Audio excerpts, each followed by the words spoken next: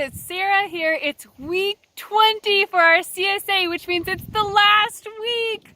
We're kind of sad, but also happy to be able to provide everyone with such an amazing bounty of produce this year. We've had over 30 different kinds of vegetables and fruits in our box, which is so great. Like, we're just so thankful for that. And tons of unusual vegetables, of course. Like, you know, we've had bok choy, edamame, kohlrabi, all kinds of really interesting things. So we just want to say thank you to all of our members for supporting us this year, and everyone who's stopped by the farm to say hi, to help us weed, to plant garlic, all of those wonderful things. So as you know, this past Saturday was our garlic planting party, and this is the result. It's a bed of freshly mulched straw where we planted about 600 to 700 cloves on Saturday. So thank you to everyone that came out. So I just wanted to talk to you guys a little bit about how you plant garlic and when the best time to harvest it is, and how to get nice big cloves. So garlic, what you want to do is plant it in the fall for next year's harvest. So it likes to overwinter, and we put straw on top of it to keep it from thawing and freezing too much over the winter, which can cause damage. So garlic, what you want to do is find a bulb of garlic, and we use seed garlic, which has been inspected to make sure there's no nematode pressure on it or any other kind of disease. Because when you're buying seed garlic in, you want to make sure you're not going to contaminate your soil by bringing in other pests. So we buy certified seed garlic that's been inspected for nematodes. But when you get them, and you can go to the local garden center, we buy it in bulk, but you can go anywhere to buy certified seed garlic. Or you can use your own from last year if it's inspected and it's nice.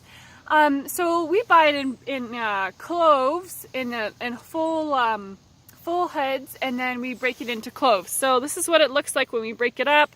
We don't tear the skins off or anything. It's pretty. It's just got all of the leftover skins on it. This is just dirt from when we harvested our garlic this past year.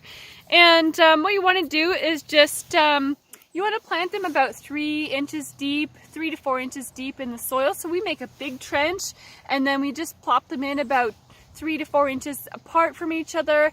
And then we put some compost, or you can put manure over top, but we like to use composted manure. And then we put some soil over top of that, and then of course we mulch it with straw.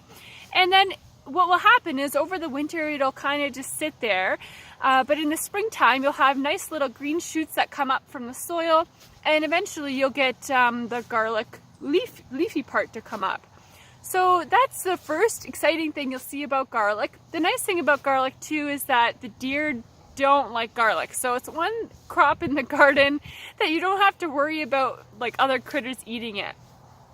But then when it comes up and it's nice and green, it'll eventually throw out, which is called the scape. So that's the scape part, is where the flower head is on the garlic, and you want to cut the scape off to allow for all of the energy to go into the clove and make a nice big head of garlic.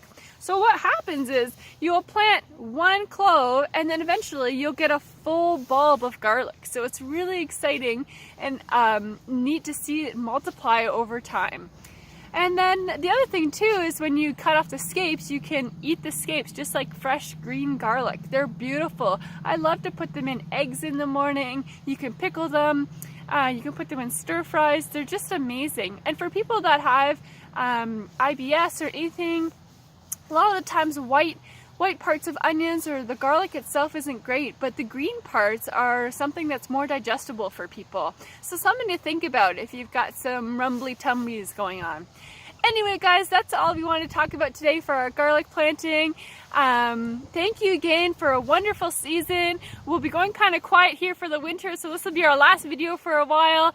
But we look forward to seeing everyone again in the spring. If you have any comments or questions, we'd love to hear from you. And as well, we'd love some feedback on our boxes, how we can improve for next year, and also how we can make just everyone's lives better. So anyway, guys, have a great winter. Merry Christmas, Happy New Year, Happy Halloween, all those things in between. We'll talk to you soon. Take care.